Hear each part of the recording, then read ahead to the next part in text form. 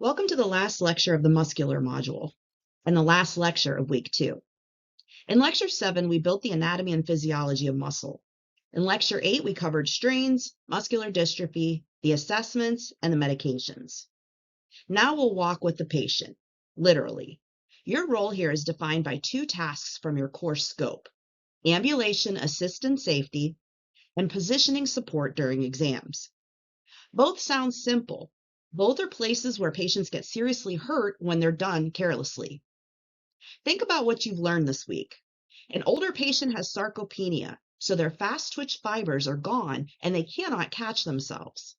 They have osteoporosis, so their hip will break if they land on it. And they're taking a muscle relaxant that makes them drowsy. Now you ask them to stand up and walk down the hall. Everything in week 2 converges on this moment, and you are the person standing next to them. So let's learn how to do it right.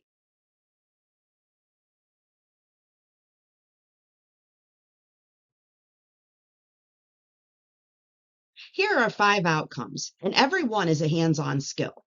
First, complete the safety checks required before a patient stands or walks, the checks that prevent the fall before it starts. Second, apply a gait belt and assist a patient to walk safely. Third, describe the correct fit and use of the 3 assistive devices: cane, walker, and crutches. A poorly fitted device is more dangerous than none at all. Fourth, respond correctly when a patient begins to fall, because it will happen and instinct is exactly wrong. And fifth, provide positioning support during exams and stay within your scope of practice.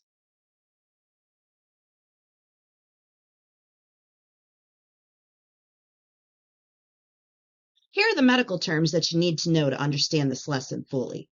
Take a moment to look them over. We'll use each of them as they come up in the slides ahead, so take some time to pause the video and take your notes.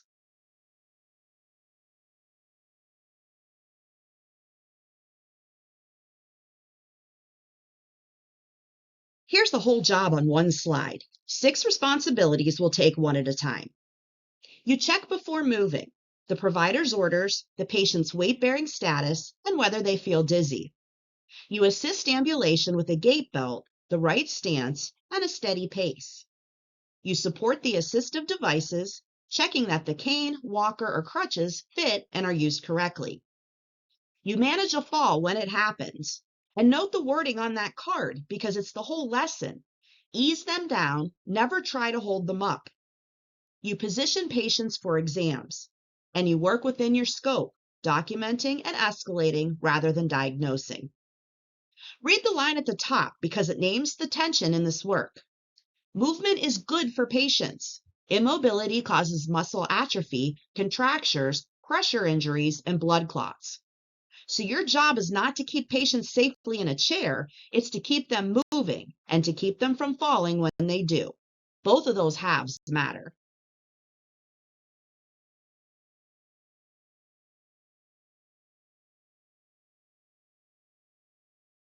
First responsibility, the checks that happen before a single step is taken.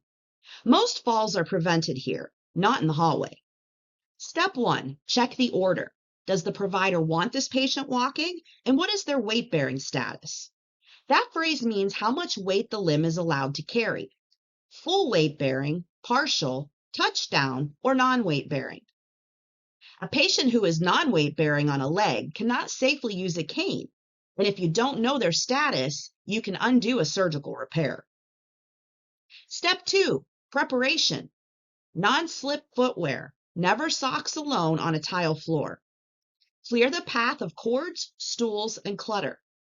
Have the walker or crutches within reach before they stand, not across the room. Step 3, and this is the one people skip. Sit first. Bring the patient to sitting at the edge of the table or bed and pause. Ask how they feel. Watch them. Step 4, apply the gait belt, then rise together on a count so you're moving as one. The red line at the bottom explains step 3.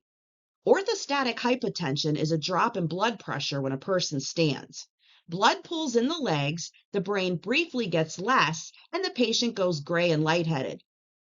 It's the leading cause of falls. It's extremely common in older adults and in anyone on blood pressure medication. And the entire remedy is to go slowly and let the body catch up. Never rush a patient to their feet.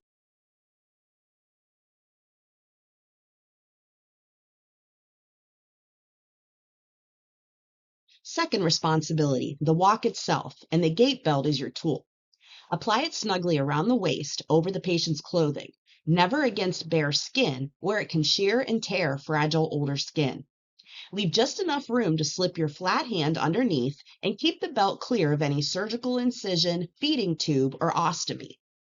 Now your position. Stand on the patient's weaker side, slightly behind them. The reason why you're doing this is because that's the direction they'll fall, and standing slightly behind means you can guide them down rather than being knocked over. Grasp the belt with an underhand grip, palm up, which is stronger and lets you support their weight rather than yanking. And never ever pull on the patient's arm or hand. You can dislocate a shoulder, and in a frail older adult, you can fracture a wrist. The belt is what you hold. Then walk at their pace, not yours. Let them rest when they tire. And here's a small thing that separates good MAs from careless ones. Watch the patient's face, not the floor. Their face tells you they're about to go gray or lose their balance, and a second or two before their legs do. The card on the right lists what should stop you immediately: dizziness, pallor, or sweating, shortness of breath, chest pain, or knees buckling. Ease them into the nearest chair and get help.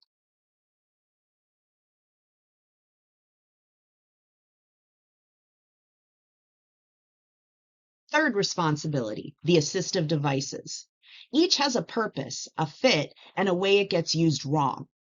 Cane is for weakness on one side. Fit it so the handle sits at the level of the patient's hip with the elbow slightly bent. And here's the rule everyone gets backwards. The cane goes in the hand on the strong side, not the weak side. It moves forward together with the weak leg, so it shares that leg's load. Picture it. The cane and the bad leg advance together, and the good leg carries the body between them. A walker is for weakness in both legs or poor balance. It has the widest and most stable base. The sequence is move the walker forward, then step into it, not walk past it and drag it along. Crutches are for patients who can't put weight or full weight on one leg. Fit them so the tops sit about 2 finger widths below the armpit. And now the pink bar, which is the most important safety fact on this slide.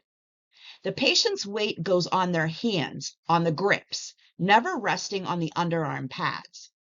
Prolonged pressure in the armpit compresses the nerves running through it and can cause a real, lasting nerve injury with weakness of the hand and wrist. Patients lean into those pads because it feels restful. Correct them every time you see it.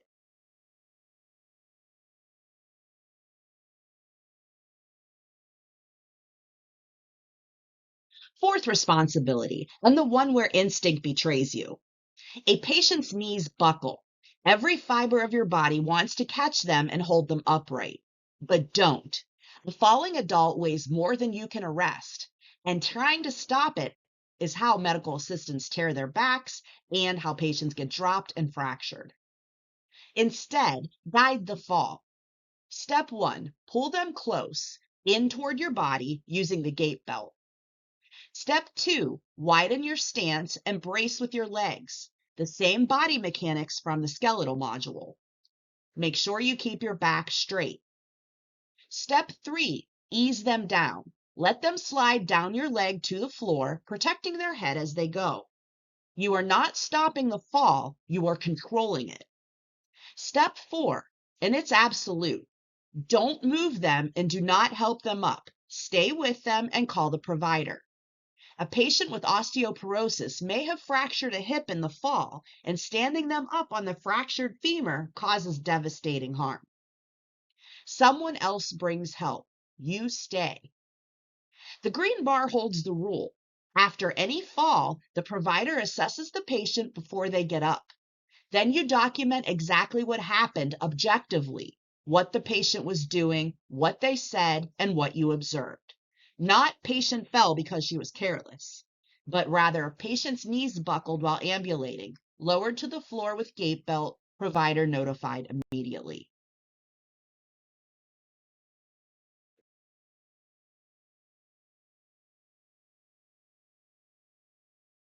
Fifth responsibility, positioning support during exams. Much of this you met in the skeletal module, and it deserves repeating because the muscular lens changes it slightly. Explain the position before you move anyone and ask about pain first. A patient with a strained back will tell you which way hurts, and that information spares them real suffering. Support weak or painful limbs. Move slowly, staying within the joint's comfortable range, never forcing. Use pillows to keep the body aligned and to cushion bony prominences, which prevents both discomfort and pressure injuries. Never leave an unsteady patient alone on the exam table. And for patients who can't move themselves, reposition regularly. Immobility shortens muscles into contractures, which are permanent, painful, and largely preventable. And it produces the pressure injuries we studied in week 1. The card on the right is your teaching. Rise slowly to avoid dizziness. Warm up before activity to prevent the strains from last lecture. Stay active because movement preserves muscle and sarcopenia responds to exercise at any age. Muscle relaxants cause drowsiness, so no driving. And fall-proof the home. As always, reinforce the provider's plan. Don't invent your own.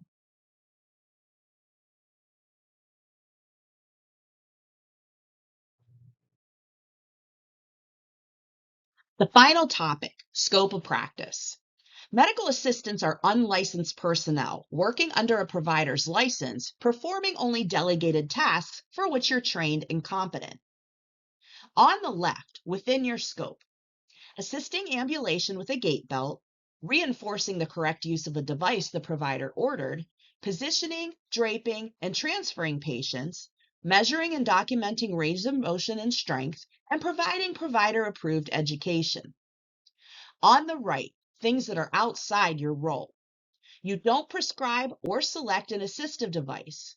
A cane versus a walker is a clinical decision made by the provider or physical therapist, and the device is fitted to that specific patient. You don't change a weight-bearing status. You don't provide physical therapy or design a rehab plan. You don't diagnose weakness or interpret findings. And you never help a fallen patient up before the provider has assessed them. The green bar holds this lecture's emergencies. Escalate immediately for any fall, always, even if the patient insists they are fine. For sudden or one-sided weakness, which can be a stroke and is time-critical emergency. For chest pain or severe shortness of breath during ambulation. And for new inability to walk. Escalating is not failing. In this module, more than any other, escalating is the thing that prevents the fracture, the stroke misdiagnosis, and a lawsuit.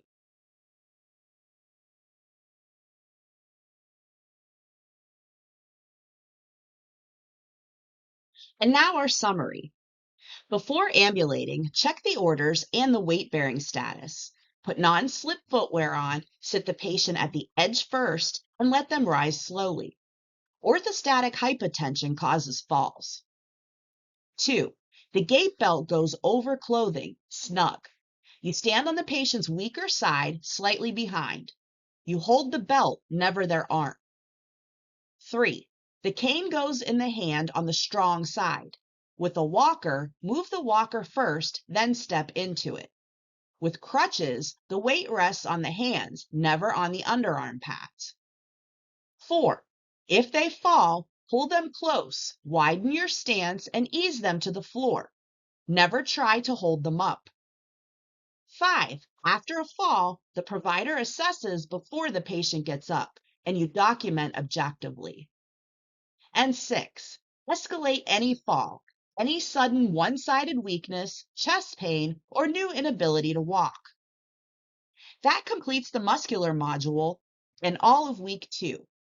You've now worked through the body systems of the skin, muscles, skeleton.